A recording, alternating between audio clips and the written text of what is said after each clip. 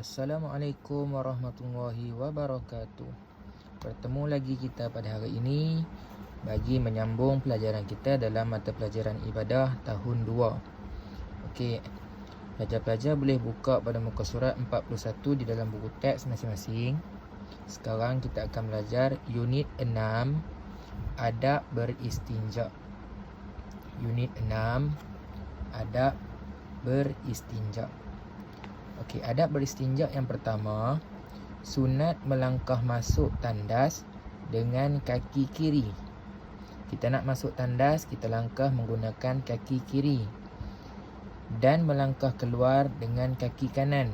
Ketika nak keluar, kita sunat melangkah menggunakan kaki kanan. Nak keluar tandas tu, kita keluar dengan kaki kanan dahulu. Maka kita akan mendapat pahala sunat. Yang kedua, membaca doa sebelum masuk dan keluar tandas. Doanya seperti yang kita dah belajar sebelum ni. Doa nak masuk tandas, Allahumma inni a'udzubika minal khubusi wal khaba'is. Sebelum kita nak masuk tandas tu, kita baca dah siap-siap doa, Allahumma inni a'udzubika minal khubusi wal khaba'is. Kemudian kita langkah kaki kiri masuk ke dalam tandas. Ingat, apa-apa perkara yang kurang elok, maka kita mulakan dengan kiri dahulu. Maka masuk tandas ni satu perkara yang tempat yang keji, maka kita mulakan masuk dengan kaki kiri. Maka doa selepas keluar tandas pula kita baca selepas kita keluar pada tandas. Kita langkah kaki kanan untuk keluar tandas dan kita baca doa di luar tandas itu, Alhamdulillahillazi azhaba anni wa afani. Alhamdulillahillazi azhaba annil adza wa afani. Okey, ingat adik-adik, doa itu hendaklah kita baca ketika di luar tandas. Okey, doa sebelum masuk tandas kita baca sebelum masuk, kita baca dahulu baru kita langkah kaki kiri masuk ke tandas. Dan doa keluar tandas, kita langkah kaki kanan dahulu keluar, baru kita baca doa itu di luar tandas. Okey, yang ketiga, haram menghadap atau membelakangi kiblat sekiranya tidak ada pengadang. Kalau kita buang air itu di tempat yang terbuka, maka tak boleh kita menghadap ke arah kiblat ataupun kita membelakangi kiblat. Tetapi sekarang ini tandas kita dah tertutup, kiri, kanan, depan, belakang semua dah ada dinding, maka tak kisahlah menghadap ke mana pun kerana sudah ada penghadang ataupun pengadang ataupun dinding. Okey, haram ini apabila tidak ada pengadang, maka tak boleh kita menghadap ke arah kiblat atau membelakangi kiblat. Faham? Yang keempat, makruh bercakap-cakap atau bersuara ketika membuang air. Ketika kita kencing ataupun kita buang air besar, kita bercakap-cakap, maka itu perkara yang tidak elok ataupun perkara yang keji. Ketika kita buang air, kita kena duduk diam-diam, jangan bercakap, jangan bersembang. Itulah adabnya ketika kita nak membuang air besar ataupun air kecil. Yang kelima, makruh beristinja dengan tangan kanan. Istinja ni apa? Istinja ni ialah kita basuh berak ataupun basuh kencing, bahasa mudahnya. Okey. Makruh kita menggunakan tangan kanan kerana tangan kanan ini kita buat perkara yang baik-baik. Contohnya nak makan, nak minum, nak pegang Al-Quran. Buat perkara yang baik, kebanyakannya kita menggunakan tangan kanan. Perkara yang kurang baik, kurang elok, kita menggunakan tangan kiri. Okey, faham murid-murid? Seterusnya, hikmah beristinja. Okey, hikmah ni adalah kebaikan. Apa kebaikan yang akan kita perolehi ketika ataupun selepas kita beristinja? Okey, yang pertama, dapat membersihkan anggota badan daripada kekotoran. Ini sudah semestinya lah, sebab apabila badan kita kotor ketika kita membuang air besar ataupun air kecil, maka kita sucikan dia, kita beristinja, maka badan kita secara automatiknya akan menjadi bersih. Yang kedua, dapat menghindarkan diri daripada sebarang penyakit. orang yang selalu kotor, orang yang selalu tak suci, tak cuci badan dia akan mudah mendapat penyakit. Sebab itulah hikmah daripada beristinja ini, kebaikan daripada kita beristinja, kita akan sukar ataupun terhindar daripada penyakit. Yang ketiga, dapat melakukan ibadah dengan selesa dan sempurna. Kalau kita tak basuh berak kita tak basuh kencing, nak lakukan ibadah pun tak boleh. Bahkan tidak sah untuk kita melakukan ibadah. Sebab itulah disyariatkan untuk kita beristinja, supaya dapat melakukan ibadah dengan selesa dan sempurna. Yang keempat, orang yang menjaga kebersihan diri akan dihormati oleh orang sekeliling. Kita kalau tak mandi, tak basuh berak, tak basuh kencing, orang sekeliling kita pun tak mau kawan dengan kita. Sebab itulah hikmahnya, bila kita jaga kebersihan, kita beristinja, orang sekeliling pun akan sayang, akan hormat kepada kita. Okey, baiklah, sekarang kita buka pula buku aktiviti dan kita cuba jawab soalan-soalan yang berikut ini.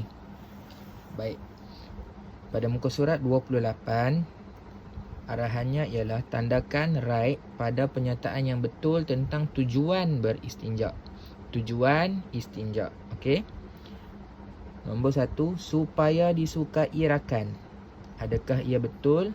Kalau pernyataan ini betul, murid-murid tandakan right di sini. Nombor 2, senang bermain di padang. Nombor 3, membolehkan beribadah. Nombor 4, menghindarkan penyakit. Nombor 5, mahu mencuba sesuatu. Maksudnya, dia istinja ni sekadar nak cuba-cuba saja.